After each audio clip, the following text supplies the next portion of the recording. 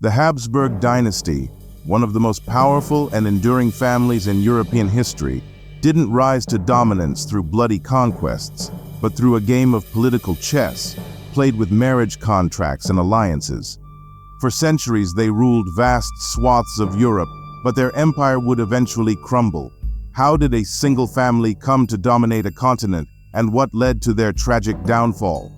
The Habsburgs' story begins in the 10th century as minor nobility in what is now Switzerland, but it was Rudolf I who truly put the family on the map in 1273, becoming the Holy Roman Emperor. Yet it wasn't military victories that secured their influence, it was marriage.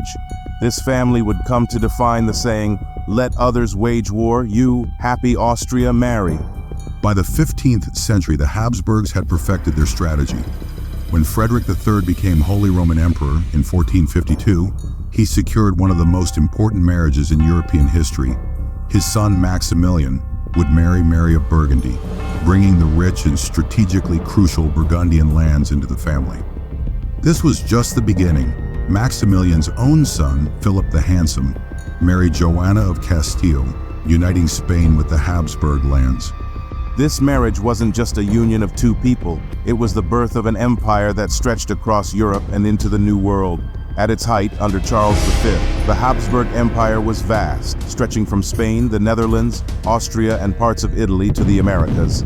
Charles famously remarked, "The sun never sets on my empire." But ruling such a sprawling domain came with challenges. Constant wars, religious conflicts, and rebellions stretched the Habsburg resources thin. Despite their impressive empire, their reign was built on fragile alliances and uneasy peace.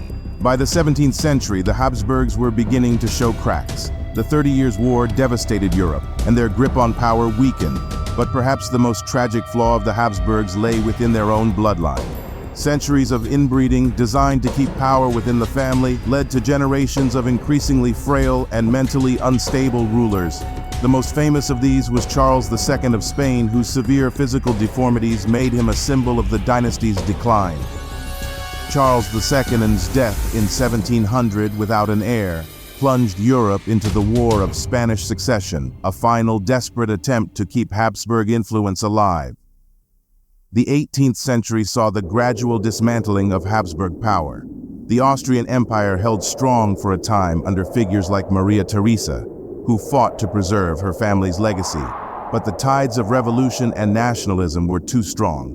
The Napoleonic Wars delivered a crushing blow, and by the early 20th century, after the First World War, the Habsburg monarchy came to a definitive end. The last emperor, Charles I, was exiled, marking the fall of a dynasty that had ruled for over 6 centuries. The Habsburgs mastered the art of diplomacy through marriage, built an empire that spanned continents, and left an indelible mark on European history.